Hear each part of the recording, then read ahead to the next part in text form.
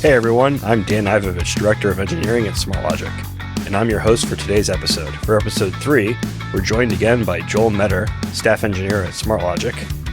In this episode, we're going to discuss background jobs and explore their role in optimizing performance, enhancing user experience, and tackling complex tasks behind the scenes. What's up, Joel? Hello. All right, you were a recent guest this season, but for all our new listeners, how about a quick little intro to who you are and your journey to processing data in the background? Sure. I've been in the industry for 20 plus years, doing various things. About a decade of that has been high performance, high data load processing as a consultant and as a product developer. And I don't know, I love plants, and I will talk about plants more than anything else in life. So we won't today, but we'll talk about background jobs. But yeah, that's me. Awesome. So at SmartLogic, I think you and I have both worked on a lot of projects with various background job needs and technologies. From your perspective, what are the common use cases where we reach for that kind of tooling? Yeah, we'll talk about a few that I thought of. I have notes, so if I seem scripted, it's because I sort of am. But one that I think is really key is talking to external systems. That could be APIs, that could be databases that are behind some sort of other thing, doing XML stuff that's very involved, etc. Another one I would say is talking to things or doing things that take longer than, let's say, about a second, because that's like the common case is a second. You probably don't want to do that live. And another one I would think is pretty common is when you need to share information about something that is happening concurrently with where you are in whatever application you're on. You need to just share that information with whoever's looking at that application. So that could be, I pressed a button and an API call is happening, or I pressed a button and there's some sort of extremely involved database thing happening, or whatever. Throw it in the background. Mm-hmm. Any use cases where you think somebody's applied or you've seen background jobs applied where it wasn't an appropriate use case?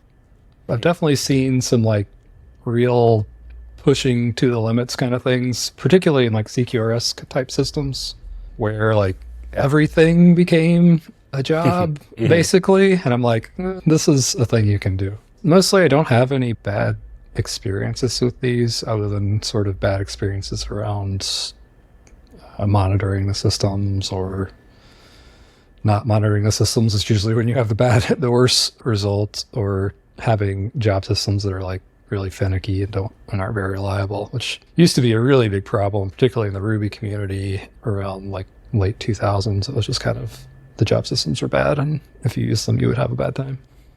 Well, why don't we maybe pivot a little bit then, monitoring and debugging. So, overuse of background jobs, but then also if you don't have a good insight into how they're performing or what they're doing, we can talk a little bit more about good monitoring, good debugging of background jobs, or what is unique or challenging in that compared to regular web request work.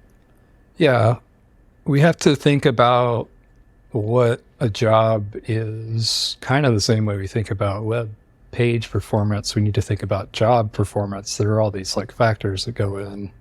One is how long does the job take to run generally, and then you've got like P99 job and then P95, and you want those to be whatever they need to be. There are realistic scenarios where you have jobs that take 5 to 10 hours to run, and there are some that if they took that long, then your whole system would crash to the ground.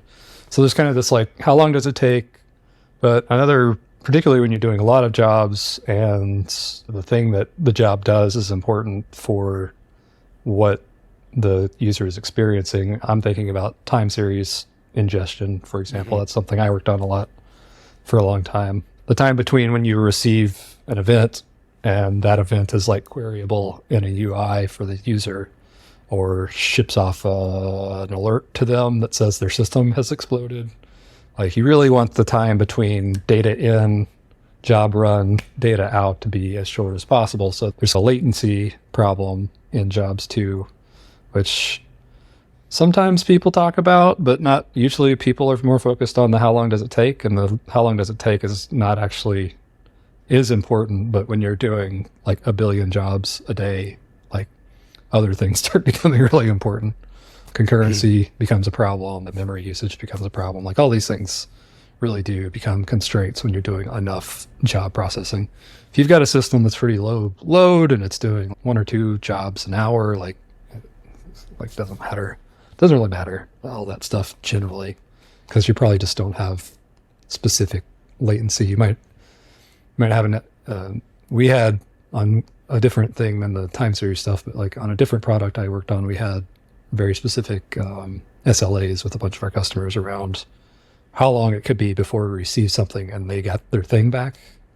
And we had to know, both. We had to know how long we could queue something and how long like we could take on a thing before we're like, this isn't going to work because you did something wrong, or this isn't going to work because we did something wrong.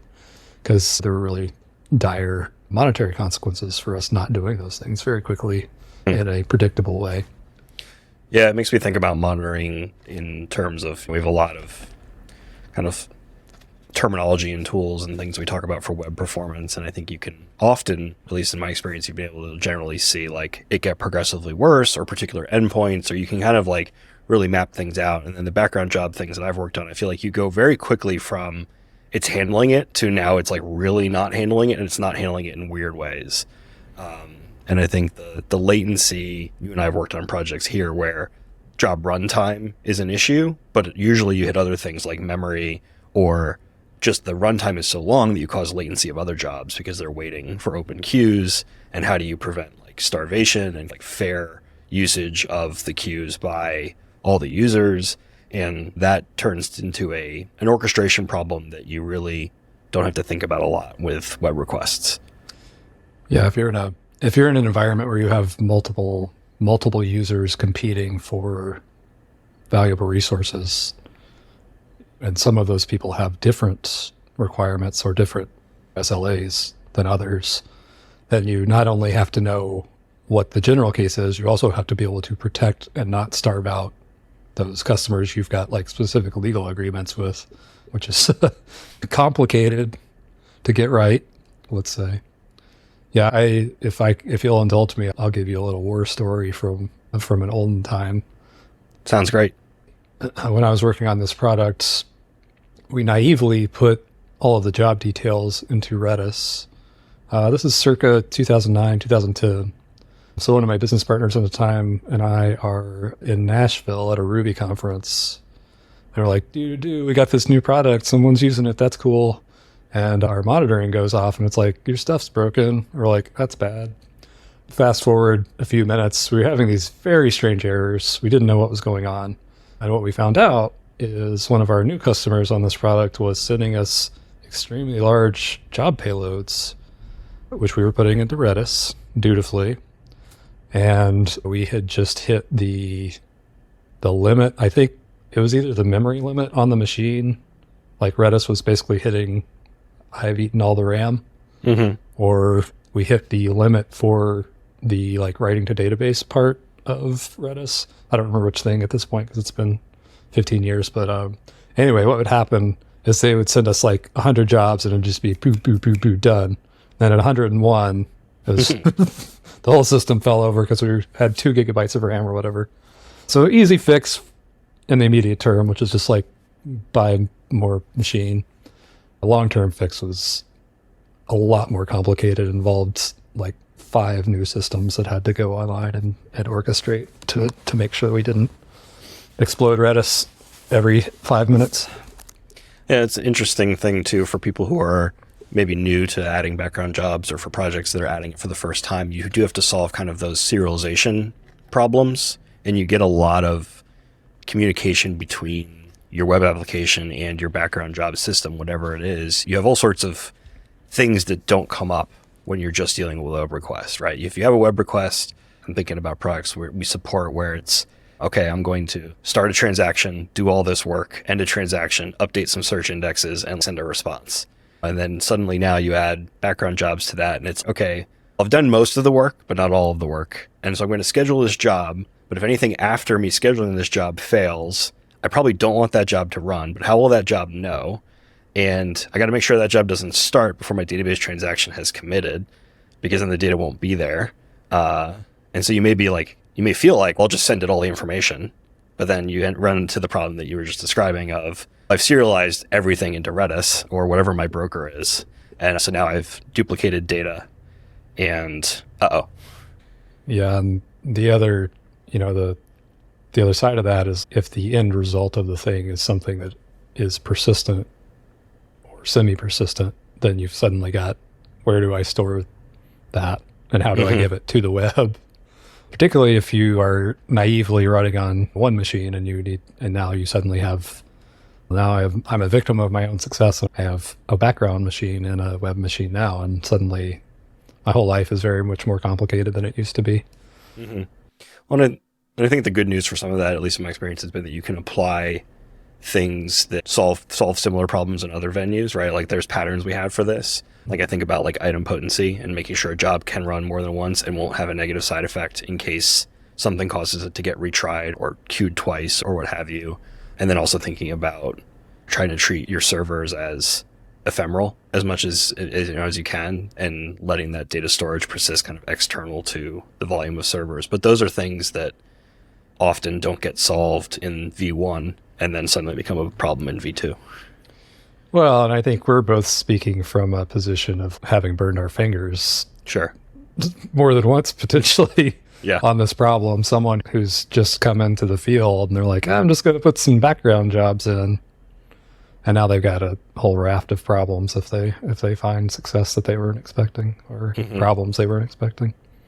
So speaking then of like jobs that don't go to plan, any particular thoughts around making sure jobs are successfully completed or that failures are handled appropriately? Any difference in how you think about error handling when working with background jobs?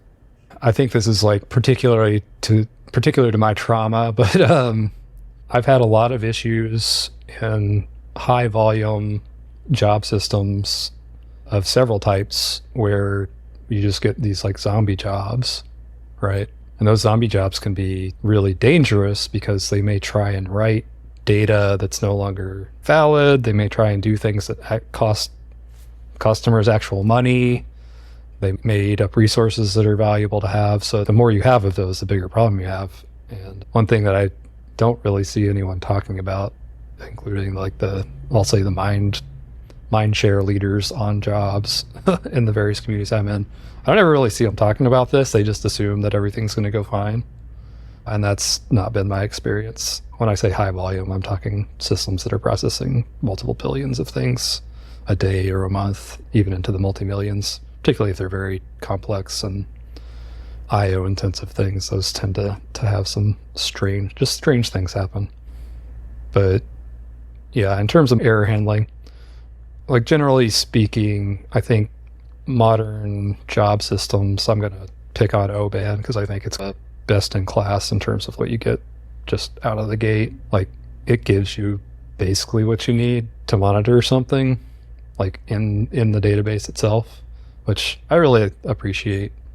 I've used a lot of Rescue, I've used a lot of Sidekick, I used Blade Job, used a few roll your own kind of things that had similar qualities to those. And what you end up doing, particularly in those systems, if you need persistent job data, you end up replicating a lot of what OBAN has done, which it has like, started, ran this long, ended this, these are the errors you got, here's how many retries it was. Like Rescue and some other stuff does that stuff, but it's all kind of, it's in Redis, and sometimes it's ephemeral and sometimes not integrated with the rest of your application stack as tightly as you would want. So I think, from a monitoring errors problem, if you have exception tracking turned on and you're generally doing simple things like OBAN's like you're there already.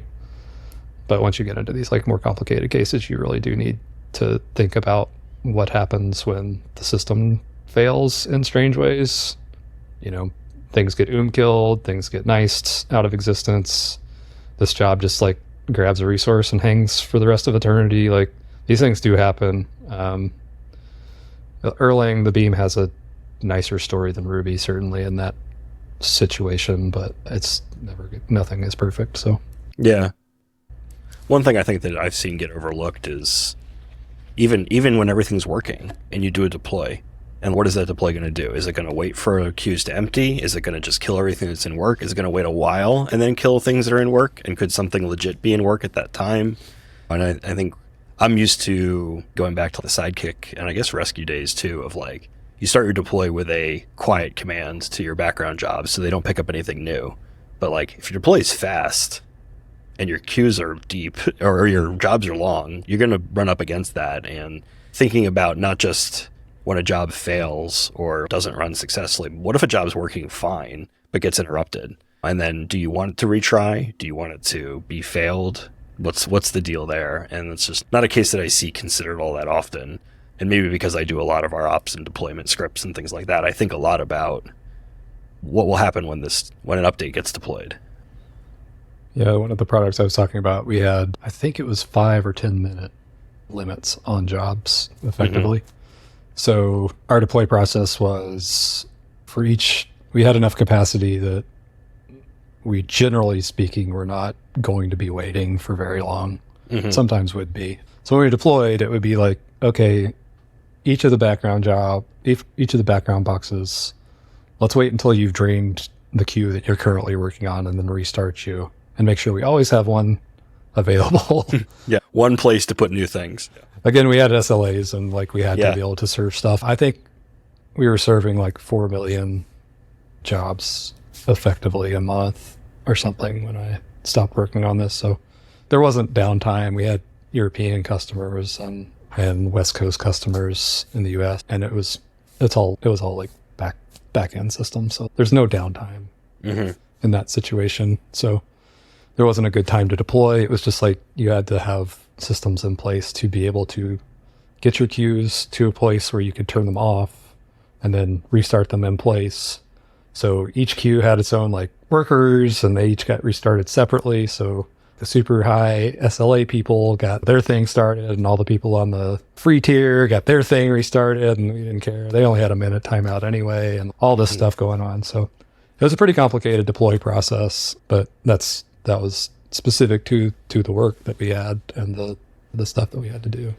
Well, I think that highlights something important to think about. If you have a product that doesn't have background work and then you're going to add it in, it may be fine for you to deploy code and then, just sweep through your load balancer, reboot things so that there's really no perceived downtime for somebody who's doing a web request, or maybe their socket is just held open while a process restarts quickly, like in the worst case scenario. And we talk a lot about zero-time downtime deploys, but I think what you're saying really highlights that once you have stuff in the background, there's just a lot more to orchestrate around that, especially if you have timing guarantees that you're trying to hit. Well, we can talk about an even more complicated case on this product, right? It had an asynchronous job executor and a synchronous job executor. So there was the case that someone would be like, please give me thing. And we're holding a web socket open and a job is running. So we have to wait for both to release their resources before we can restart stuff. So it was pretty complicated. I think we ended up solving that by putting a lot of the synchronous stuff. I think we put the synchronous stuff like on its own server, and we would be like, don't take any more connections on this server, restart this one. So a deploy would take a while sometimes. Usually it was a minute or two, but sometimes it was whatever the timeout was. And that's a really different case than some other products I've worked on where you're talking about some parts of the job processing infrastructure don't get restarted when you deploy. They're separate things written in a different language, and restarting them has costs that are fairly significant in terms of like latency and like all that stuff. So that's another solution sometimes to the background like deploy problem. It's just a different, completely different system. It might use shared code or it might not. Really depends on your use case, but that can help a lot in terms of being able to safely deploy without worrying about your jobs exploding. So you're just talking about like background jobs being an opportunity to maybe pull in a different stack, not have a shared code base. Like in there are cases where maybe that makes sense. In that case, would you then see that as another potential opportunity, good or bad, where a company could delineate a team boundary, right? Of like, oh, well, we work on the React front end and we talk over this API, and it's like, well, we schedule jobs with a queuing thing, and we don't think about how they're implemented as long as they obey the contract. I don't think I've seen it broken down quite like that. I mean, there's definitely team microservices as team as a pretty common thing, and particularly in larger, it's not a thing at our company, but in larger companies, I've seen that. So I think that's just like a symptom of where I've worked. I haven't seen that level of boundary. I've seen a lot of, I don't touch the front end and I don't touch the back end, and there's a river between us or whatever. Mm-hmm. But yeah, I can imagine that being a thing. Yeah. I can only think of one instance where I think we did have background workers in Go. And I forget if it was rescue or sidekick, but I guess the job format was the same at the time. But there was some ability to, I think there was a Go library to basically create a worker that would be able to join one of those queues and look just like one of the other workers. We did that at one point, and for performance reasons on the data that was being processed. But like you said, for us, it's always the same, generally always the same people. Let's talk a little bit about like prioritization. You mentioned a lot about the SLAs and some things like that. We talked a little bit about like resource contention. Something I feel like I've tripped over a few times and wondering if you have any thoughts on is job uniqueness and locks around various things. I don't want more than one of this job to run at a time unless it takes too long, or just like, and then there's all the difference of, do I not want two jobs to run at the same time, or do I never want two jobs to even being queued at the same time? Any particular thoughts around job uniqueness or locking? Besides avoid it? Congrats, you found a hard problem. Trademark. Yeah, we had to do a lot of that on this time series thing, because you couldn't have more than one job processing the same data stream, because then you would get double entry and people get mad because your data looks weird and your data is more expensive because we're charging for more metrics, et cetera, et cetera. So it's some of the solutions we found were essentially like shared locks that were enforced via some code in Ruby. I think it was all Ruby. And then like the locks themselves were held in Redis. So we'd be like, okay, I really got to be the person that's working on this job. Okay, I got the thing. Are we sure we're the only one there? Okay. Okay, I can start working now. So it's like that. And we had a lot of stuff like that in the system that just necessarily needed to be the only worker that could work on a particular thing, because if there was more than one, it had kind of super bad, it would cause really bad problem, and you wouldn't go to space that day. To some extent, there are solutions to that depending on your like language and your framework, that it might be easier or harder to pull off depending on, and again, this has other issues too, like how big is your server farm, or your serverless farm, or whatever. But you don't want to make two of a thing that costs like $10,000 a minute to run, probably, or like 10 of those if it's important that you only have one. And the same thing if you're going to have user effects, like you really don't want to run more than one. So it's a really hard problem to solve, particularly if you've never done like reentrant locking as a problem to solve for yourself. And I found we did a lot of research on this project, and there really wasn't anything in existence that we could just pick up, because it's a really like niche problem to have in general. So we had to write our own stuff, which generally I don't recommend. Sometimes that's what you got to do, like your special sauces that like I really do need this thing, and it works. So I guess like on that kind of topic, right? Like choosing tools when you're evaluating, you called out Oban as a good choice. I agree. You've been through progressions of things. Anything that makes things stand out. You said Oban because it puts stuff in the database you may want to put in there anyway. But I think mostly just go with, if you're new to this, go with the thing that the community uses, because there will be people you can ask questions of. I don't love Sidekick. It's not a thing that I really like. I really preferred Rescue, but Sidekick won the hearts and minds of the Ruby community. And so that's just easier to get help with. And there's paid stuff now for them, and has been for a long time, which is how they fund further development of it. I don't think Rescue ever went that way. It's just always been OSS. So I liked Oban when I saw it, just because, cool, you've solved like 99% of the time when I need a job system, like you've solved all the problems I'm going to have. You store all the data that I want to look at to find out if things happened. You've got all these like stats built in that you're recording out of it. Like, I don't need to do anything to make this useful as a job system. And I think that's huge, and not how job systems used to be. Right. Particularly in the Ruby world. They're better now. Back in the oldish days, they were not. And certainly thinking back to before I was in Ruby world, I was writing like C# and Java and other strange things, and having a job system at all was like, cool, you're doing that yourself. So having turnkey job systems is great. I think Oban's really nailed a lot of the details you need. I've done a lot of job systems, and I'm still like, this is like 99% of anything I'm ever going to want to do. I'm good. I don't need to do anything to this other than put work in database, go. Sure. How about security when it comes to using background workers? Anything in particular to think about there that maybe is different, or? Yes. You don't want to expose your job system to people without a lot of scrutiny, which easier said than done. I think don't screw it up is not very good advice generally. But if you've got a button on your homepage or something that sends an email, don't do that.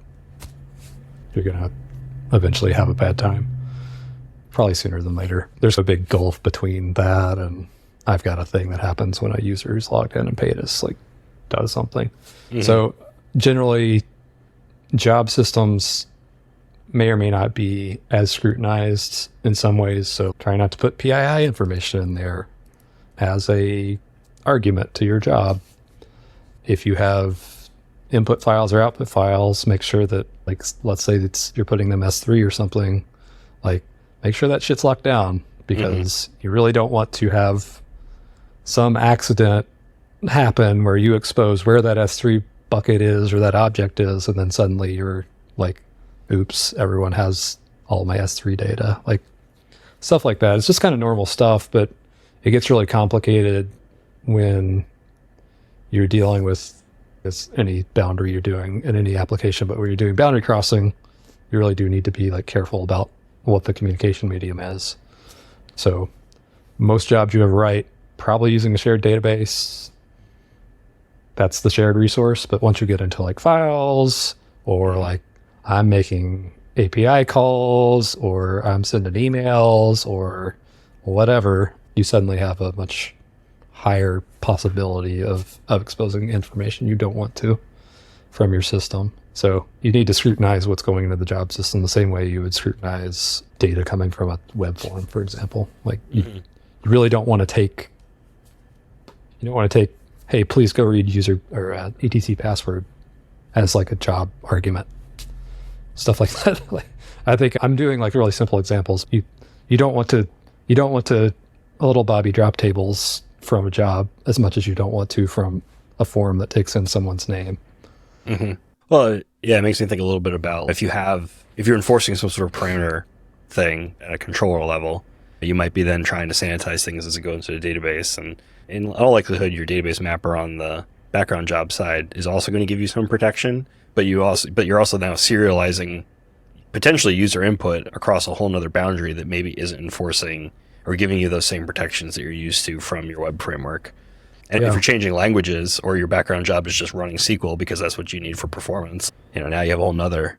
I think we're talking like web apps right now, but there's like this whole other world too where we're not talking about because we don't really work in that day in, day out. But let's say you're in a bigger system, a bigger ecosystem, like internally, you've got this, let's say, a rabbit queue, and people are putting jobs into that, taking them off. And also your data science people are pulling data in and out of that and putting that into your data lake. And then other people are like doing things based on events coming through, including your job. So you suddenly, once you add more teams reading the same data, you potentially have a lot more exposure to bad things getting in there. So you do want to be careful about that stuff. And those systems often can sometimes have really high costs. I was doing consulting maybe a decade ago with some folks, and like the data science processing cost for anything that we put into their queue was like pretty high, and we had connected that to things that were coming from the web. So we had to be really careful about each thing that we put into the queue for them. Like we had a job that worked off of it, but it also went to them to deal with because they needed to respond to an event too. So when you start thinking about what are all the down systems or the down the line systems, particularly if you're the person doing the ingestion, there's really high costs and high vulnerabilities there if you're putting bad data in.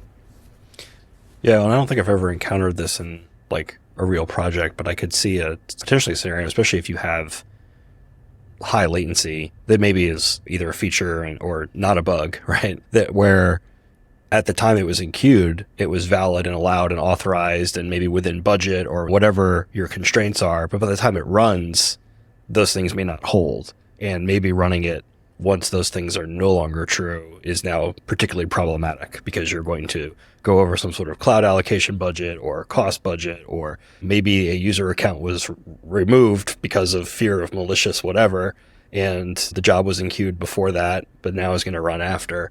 Yeah, just a whole lot of, now I have to take my entire system and think about it stretching out over time can be a whole nother rabbit hole of pain. Well, we can think about that from like an Amazon, like overages or any overages system I worked on. You could enqueue essentially infinite things at once, right? Not essentially, but there were hard limits, but you could just enqueue things. And depending on fate, we might do 2 or 3 of those and then have 2 or 3 in the pipe. And each one of those had a different cost depending on where in your month usage you were. So the first one you enqueued might be run 10 seconds later, and the second and third and fourth ones might do now and be done, and they cost a penny. And the first one you did costs half a penny. And if you think people won't fight you about a nickel, they will, particularly if it's enough nickels. So yeah, getting that stuff right is super difficult. And you've got the idempotency problem where eventually what you end up having to do is you have all these like checkpoints in your jobs where you're saying, okay, what's happening now? Have I hit a limit? Should I stop? Here's where I'm going to charge people. Okay. Here's where I'm going to check again if we're done. Okay. Okay. Don't charge them because they couldn't pay for it. You have to roll all this stuff out, and there's a bunch of like error handling. This is a very complicated case, particularly when you're connecting something to like a dollar amount. Amazon's like the monarch of this problem. They connect everything to money. So whatever their framework is for dealing with money in work, they've got it connected. But this is a real thing. If you have something that charges by the use and it changes for whatever reason, coupons or day of the month or whatever, usage to date, like you're going to run into that problem where 2 things are happening at once and one of them has a different price. You can not solve it, and then someone in an accounting department is going to be like, this was only supposed to cost $5,000, but it cost $10,000. What's up? So don't do that probably. Yeah, but you can. Not a call you want to get. Yeah. So yeah, it's a real problem. Basically, once you enter into multi-processing, you have a whole host of problems that you don't have if you're just, I got a web request, here's the result. Yeah. How about testing? Yes, we should do it. We should do it. But now we have stuff happening in other systems, and I don't know. Do you integrate it? Do you just test the job in isolation? Tell me about testing. Very particular to the job, very particular to the system. Generally speaking, you would be able to set up the job to run as if it was semi-real, right? So that might mean here's all the things that I know the system as like context can be when this job runs. That might be here's all the like weird stuff that can happen with the job that it can take if it's a job with variations, let's say. A thing that maybe you're not asking, but I think is relevant is testing deploys to make sure that when you change your jobs that you didn't like screw up and make it bad, or if you intended to make it better that you did. So having monitoring in place is really important for jobs, just even if it's basic stuff, even if you're like in an O-band situation, even if you're like, here's the query I need to run after I deploy to make sure that this particular kind of job didn't tank this month. Sure. It makes me think about the thing I've definitely tripped over that is really easy to overlook of I'm going to iterate on what this job does, and I'm going to change what it needs or what it cares about. And if I'm going to change its parameters maybe, or what its parameters mean, and then you do a deploy, but you had a bunch of those jobs still in queue with all the old information, what is that going to mean? Hopefully they just fail, maybe. Well, sometimes they can't fail. Sometimes you need to have a shim on that job, and you've got a second job that you name a particular way that takes the old thing, and then you got to do this old 3 deploy swappy on the jobs. Yeah, hopefully your jobs are not as rigorously, not rigorous like that where you can fail one, but sometimes you can't. Yeah. Yeah. How many times have I tripped up on, oops, I added a new parameter and forgot to add the shim? Yeah. Like more than 2. Yeah. This is a problem. And, testing can do that, like, particularly if you've got, to bring it back to your question, particularly if you've got solid, like, input cases, if you've got a semi-reasonable, like, review process on your software, like, you'll see, okay, I had to change this test because, like, the parameters changed for my jobs for them to run. Oh, well, did we do the thing over here? And you can automate that to some extent, but it's just if you burn your fingers enough times, like, hopefully your team will know about it and catch it. And you've got someone who's keeping that in mind if you do it very irregularly, which is, I think, the case for a lot of jobs.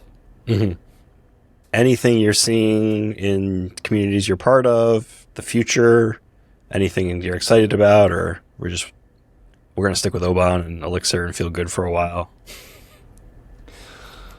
I just don't have a good pulse on a lot of this stuff. I know I read Redis is going dual license. Okay. Again, they're going to do some weird licensing stuff, and their open source one is still going to be around, but also they're going to have paid. I don't know. There's a mess there happening. I don't actually know is it Salvador? That doesn't sound right.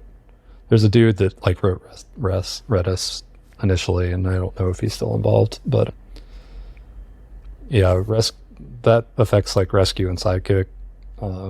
Sidekick continues to add new features to their like pro thing, which is cool, because I would have told you Sidekick was like complete a decade ago, but they keep going and adding new stuff, which is cool. And yeah, I think Oban Pro is really neat, and I look forward to having the ability to use that on a project at some point, because it's got a lot of features that are nice. I don't keep up with it. I think every time I look for a feature that I'm like, I could do this in an hour, but what if it's in Sidekick Pro? Yeah. So I usually just end up doing the hour version, which isn't probably as good, but I would like to support them. So I don't know anything. I don't know any other. That's like Ruby and Elixir, like what I pay attention to. So I don't know what anyone else is up to. Yeah. So if anyone has made it this far into the podcast and they're like, I think some of my real slow web requests could benefit from some background jobs, or I want to make my life a little bit more complicated with some background and asynchronous processing stuff, where do you think they should start? Same advice I used earlier. Use something off the shelf that seems like popular in your community. If you're in Ruby, then go to Ruby Gems and just like search for probably job, and just take the thing that's been downloaded the most. Same thing with Hex. I think Hex has download numbers if you're in the Elixir space. If you're really into it, go read the source for those, and then go to your own job system. Or if you need something that's lighter, particularly in Ruby, I would say delayed job is, at least used to be, pretty small and pretty easy to understand, because it was just like a busy wait loop on a database table. It's probably more complicated now because it's been a long time, but it also used to not work very well, which it was pretty simple, which makes sense. Like, it just didn't have a lot of error situation handling.